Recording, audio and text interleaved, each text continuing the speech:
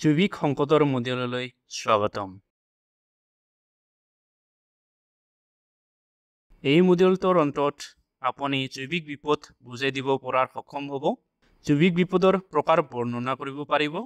জৈৱিক বিপদৰ সময়ত সতৰ্কতামূলক ব্যৱস্থা বুজাই দিব পাৰিব। বিভিন্ন ৰোগৰ বাবে কৰিবলগীয়া আৰু নকৰিবলগীয়া তালিকা প্ৰস্তুত কৰিব পাৰিব। শ্বাস প্ৰশ্বাসৰ ৰোগৰ সৈতে জড়িত সুৰক্ষা ব্যৱস্থাৰ তালিকা প্ৰস্তুত কৰিব পাৰিব।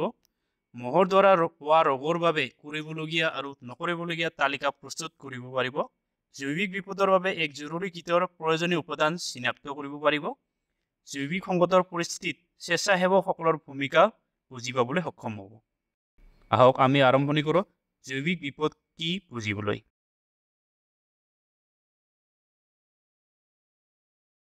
আমাৰ সকলোৰে মনত আছে যে কোভিড-19 মহামাৰীটোৱে বিশ্বজুৰি লক্ষাধিক জীৱনক প্ৰভাৱিত কৰিছিল।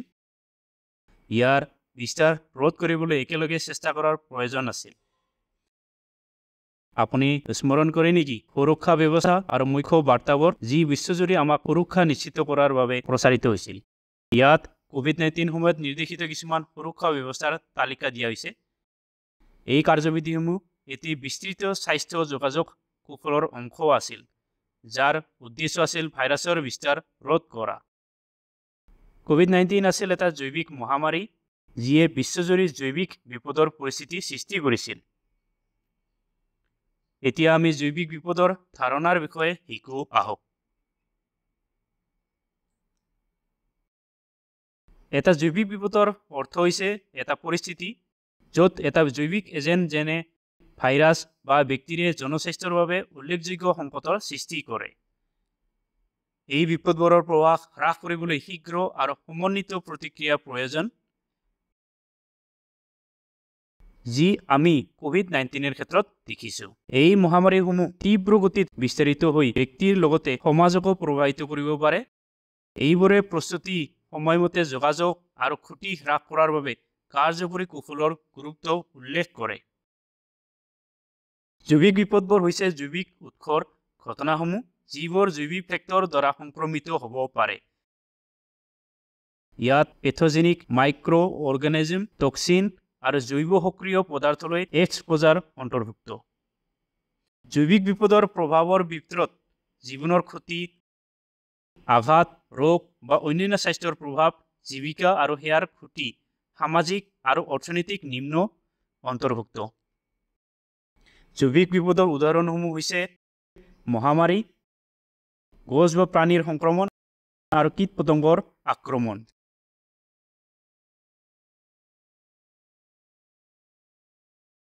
এতিয়া আমি বায়'লজিকেল ডিজাষ্টাৰ্ছ কি সেই বিষয়ে ভালদৰে বুজি পাইছোঁ। বায়'লজিকেল ডিজাষ্টাৰৰ প্ৰকাৰৰ বিষয়ে জানো আহক। জৈৱিক বিপদবোৰ ইপিডেমিক বা পেণ্ডেমিকৰ আকাৰত হ'ব পাৰে। অধিক জানিবলৈ প্ৰতিটো টেবত ক্লিক কৰক।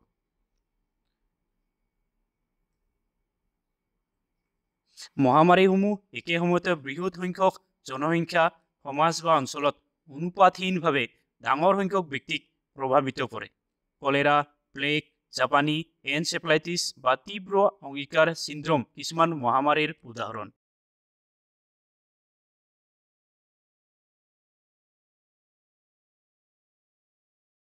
পেণ্ডেমিক হৈছে এক মহামাৰী যিয়ে এটা বৃহৎ অঞ্চলত মানে এখন মহাদেশ বা বিশ্বজুৰি বিস্তৃত হয়।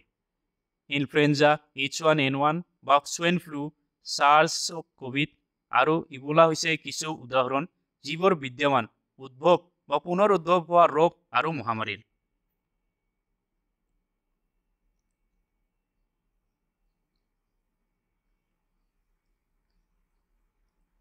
এতিয়া আমি শিকো আহক যে জৈৱিক বিপদৰ সময়ত আমাক কেনেকৈ সুৰক্ষামূলক ব্যৱস্থা গ্ৰহণ কৰিব লাগে।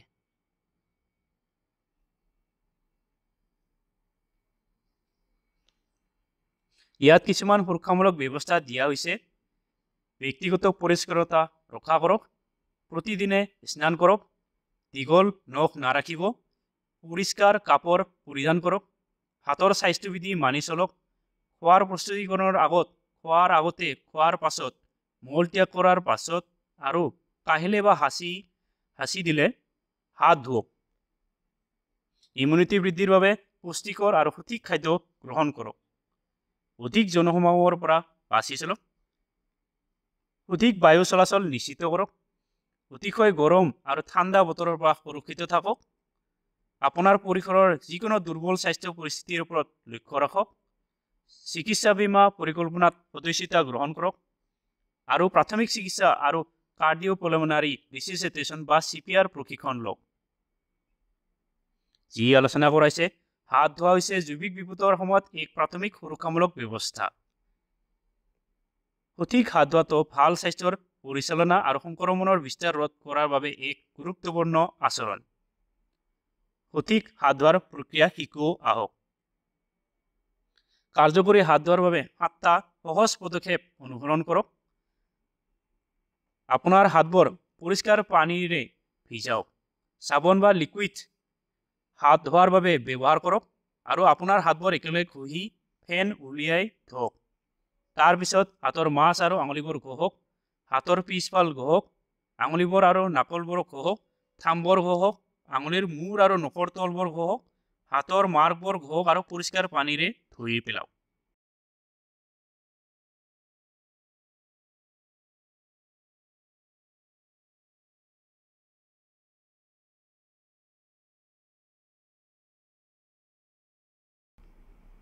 মনত ৰাখিব আপোনাৰ হাত 20 ছেকেণ্ডৰ বাবে ধোওক য'ত হেপী বাৰ্থডে গানটো দুবাৰ গাবলৈ সময় লাগে এই সঠিক হাত ধোৱাৰ অভ্যাস আপোনাক আৰু আপোনাৰ চাৰিওফালে থকা লোকক ৰোগৰ পৰা ৰক্ষা কৰে আৰু এক স্বাস্থ্যকৰ পৰিৱেশক উৎসাহিত কৰে আমাৰ পৰৱৰ্তী পাঠ হ'ব ডায়েৰিয়া কলেৰা আদি ৰোগসমূহৰ পৰা ৰক্ষা কৰিবলৈ গ্ৰহণ কৰিবলগীয়া সতৰ্কতাসমূহৰ বিষয়ে ডায়েৰিয়াগত ৰোগসমূহৰ পৰা ৰক্ষা কৰিবলৈ কিছুমান কৰিবলগীয়া আৰু নকৰিবলগীয়া তালিকা চাওঁ আহক ডায়েৰিয়াগত ৰোগসমূহ হৈছে মোকাবিলা কৰিবলৈ আপুনি নিয়মিতভাৱে হাতৰ পৰিষ্কাৰতা ৰক্ষা কৰিব লাগিব নিষ্কাশিত উৎসৰ পৰা সুৰক্ষিত পানী খোৱাৰ প্ৰসান কৰক য'ত কমিউনিটি কুৱাবোৰ আৰু হেণ্ড পাম্পত ব্লিচিং পাউডাৰৰ ব্যৱহাৰ অন্তৰ্ভুক্ত আপতকালীন অৱস্থাত কমে 15 মিনিট নলবজনীয় পানী উতলাই খাওক আৰু সেইদিনে ব্যৱহাৰ কৰক হাত ধোৱাৰ 7টা পদক্ষেপ অনুসৰণ কৰক সংকীৰ্ণ মুখৰ কণ্টেইনাৰত পানী সঞ্চয় কৰিবলৈ উৎসাহিত কৰক যিবোৰ আৱৰণ কৰা থাকে সাপৰ গৰম নোহোৱালৈকে মাংস মুৰ্গী কণী আৰু সামুদ্ৰিক খাদ্য সম্পূৰ্ণৰূপে সিজাই লওক ৰান্ধাৰ আগত মাংস আৰু মুৰ্গীৰ সুৰক্ষা নিশ্চিত কৰক কণীবোৰৰ ৰং পৰিৱৰ্তন অথবা দুৰ্গন্ধ হোৱাৰ পৰীক্ষা কৰক আৰু ক্ষতি নোহোৱা নিশ্চিত কৰক যেতিয়া খাদ্য তৎক্ষণাৎ খোৱা নাযায় তেতিয়া সাৰ্ভিং কৰাৰ পূৰ্বে গৰম কৰক ডায়েৰিয়া হলে প্ৰচুৰ পৰিমাণে তৰল জাতীয় খাদ্য খোৱা বৃদ্ধি কৰক ORS অথবা 5 গ্ৰাম বা 1 চামুচ নিমখ আৰু 20 গ্ৰাম বা 4 চামুচ চিনি 1 লিটাৰ পানীৰ লগত মিশ্ৰণ কৰি খাওক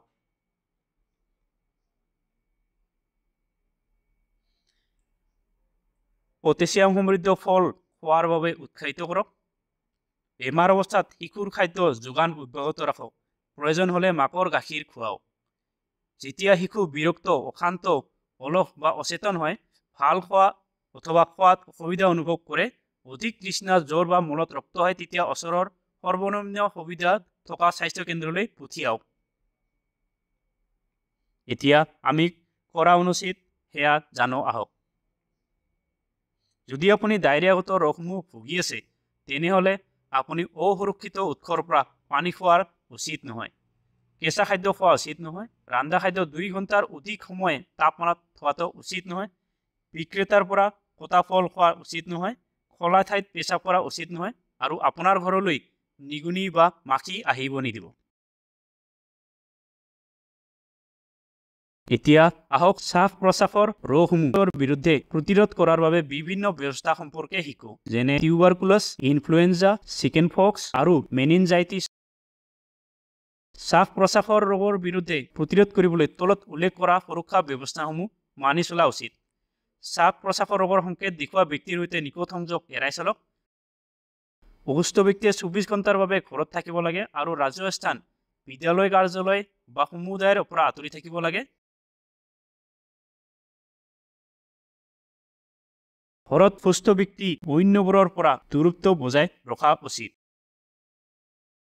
শ্বাস প্ৰশ্বাসৰ পৰিষ্কাৰতা আৰু কাহিৰ শিষ্টাচাৰ পালন কৰক। কাহতে বা হাঁচি মাৰোতে মুখ অথবা নাকৰ ওপৰত টিচু ব্যৱহাৰ কৰি আৱৰণ কৰক আৰু টিচু ডাষ্টবিনত পেলাই দিয়ক। হাতৰ পৰিষ্কাৰতা ৰক্ষা কৰিবলৈ নিয়মিতভাৱে চাবোন আৰু পানীৰে হাত ধোৱাটো, এলকহল ভিত্তিক চেনিটাইজাৰ বা এণ্টিছেপ্টিক হেণ্ড ৱাছ ব্যৱহাৰ কৰা আৰু ডিছপ'জেল টিচু পেপাৰ বা টাৱেল ব্যৱহাৰ কৰি হাত চাফা কৰা অন্তৰ্ভুক্ত।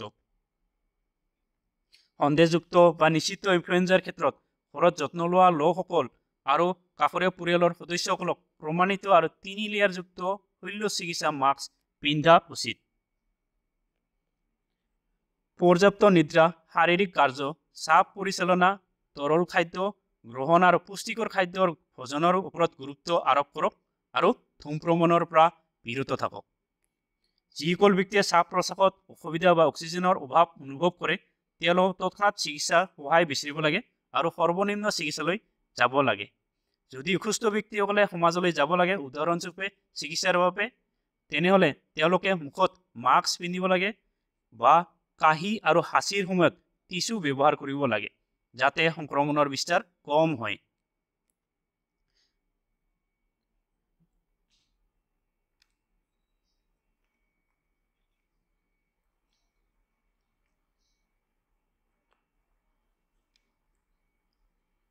এতিয়া আহক মহৰ দ্বাৰা সংক্ৰমিত ৰোগসমূহ যেনে মেলেৰিয়া, ডেংগু, ফাইলেৰিয়া আৰু চিকুনগুনিয়াৰ ক্ষেত্ৰত কিছু কৰিবলগীয়া আৰু নকৰিবলগীয়া বিষয়ে সম্পৰ্ক শিকো। প্ৰতিটো মহক টানি লৈ যাওক অধিক জানিবলৈ। ছানডাউন শ্লিপ ডাউন পদ্ধতি গ্ৰহণ কৰক, অৰ্থাৎ হাত আৰু ভৰি আৱৰণৰ পৰা কাপোৰ পৰিধান কৰক। মেলেৰিয়া বাণিজ্যিক মহৰ প্ৰজনন ৰোধ কৰিবলৈ ভূমিত আৰু অন্য ঠাইত পানীৰ পুলসমূহ আঁতৰাওক। প্ৰতি সপ্তাহত অন্তত একবাৰ পানী ৰখা কণ্টেইনাৰ আৰু টেংকসমূহ খালী কৰক। মহৰ প্ৰজনন ৰোধ কৰিবলৈ নিয়মিতভাৱে কুলাৰসমূহৰ পৰা পানী নিৰ্গত কৰক। মহৰ প্ৰৱেশৰ পৰা ৰক্ষা কৰিবলৈ কোনো চেপ্টিক টেংকক সুৰক্ষিতভাৱে আৱৰণ কৰক আৰু চিল কৰক। বিশেষকৈ পোক মাকৰিৰ চিকাৰ কৰা বিচনাৰ জাল ব্যৱহাৰ কৰাটো প্ৰাধান্য দিয়ক। খোৱাৰ পূৰ্বে পোক খেদাবলৈ পোক ৰোধক লোৱাৰ পৰামৰ্শ কৰক।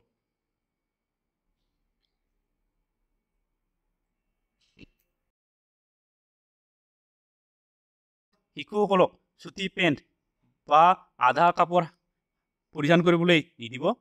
পানী জমা হৈ থাকিবলৈ নিদিব। পেলনীয়া সামগ্ৰী যেনে টায়াৰ, টিউব, খালী নাৰিকলৰ খোলা, গৃহস্থলীৰ সামগ্ৰী আৰু জলধাৰাসমূহ ওপৰত সংৰক্ষণ নকৰিব। গাঁৱৰ পুখুৰীত স্নান নকৰিব য'ত গৰুবোৰো স্নান কৰে।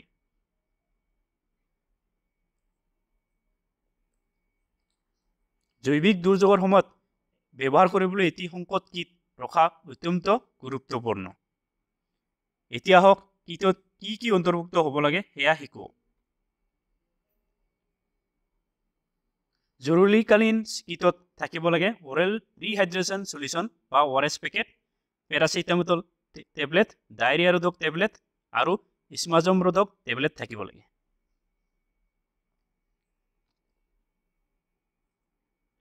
জৈৱিক আপতকালীন অৱস্থাত স্বেচ্ছাসেৱকসকলে বহুৰূপে সহায় কৰিব পাৰে। আহক স্বেচ্ছাসেৱক এজনৰ বিভিন্ন ভূমিকাৰ বিষয়ে জানো। স্বেচ্ছাসেৱকসকলে লোকসকলক সতৰ্কতা প্ৰচাৰ কৰাত সহায় কৰিব পাৰে। বিপদৰ পৰা বাচিবলৈ অধিকাৰী চিহ্নিত আৰু সহায় কৰি টক্সিক প্ৰদূষণৰ সম্ভাৱ্য উৎসসমূহ ব্যৱস্থাপনাত সহায় কৰিব পাৰে।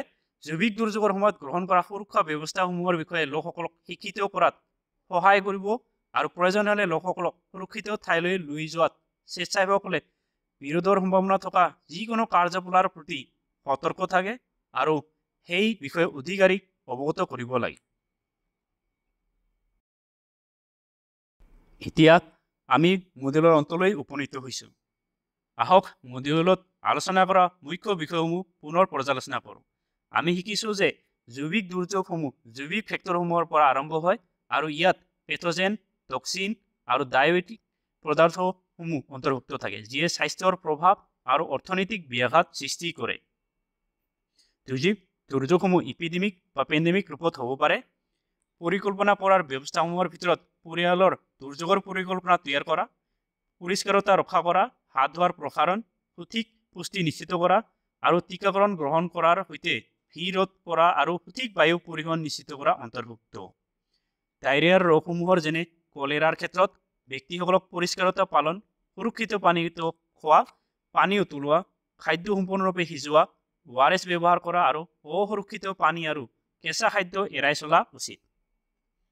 শ্বাস প্ৰশ্বাসৰ ৰোগসমূহ যেনে টিউবাৰকুলাছ আৰু ইনফ্লুৱেঞ্জাৰ ক্ষেত্ৰত সতৰ্কতা যেনে অসুস্থ ব্যক্তিৰ সৈতে নিকট সংযোগ এৰাই চলা, অসুস্থ হৈ থাকিলে ঘৰতে থাকিব দিয়া, মাস্ক পৰিধান কৰিবলৈ, শ্বাস প্ৰশ্বাসৰ পৰিষ্কাৰতা পালন কৰিবলৈ আৰু শ্বাস প্ৰশ্বাসৰ সমস্যা হ'লে চিকিৎসাৰ সহায় বিচাৰিবলৈ অন্তৰ্ভুক্ত।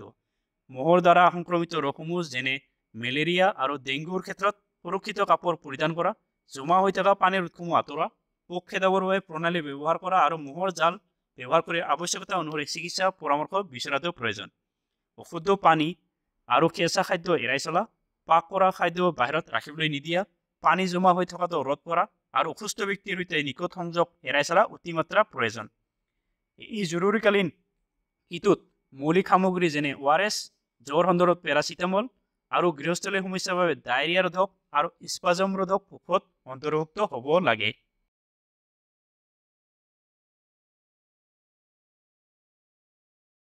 এতিয়া বিষয়টোত আপোনাৰ বুজাৰ পৰীক্ষা কৰাৰ সময় হৈছে।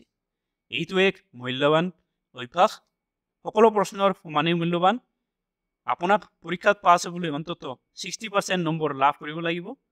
প্ৰশ্নসমূহ মনোযোগ সহকাৰে পঢ়ক আৰু সঠিক বিকল্প বাছনি কৰক।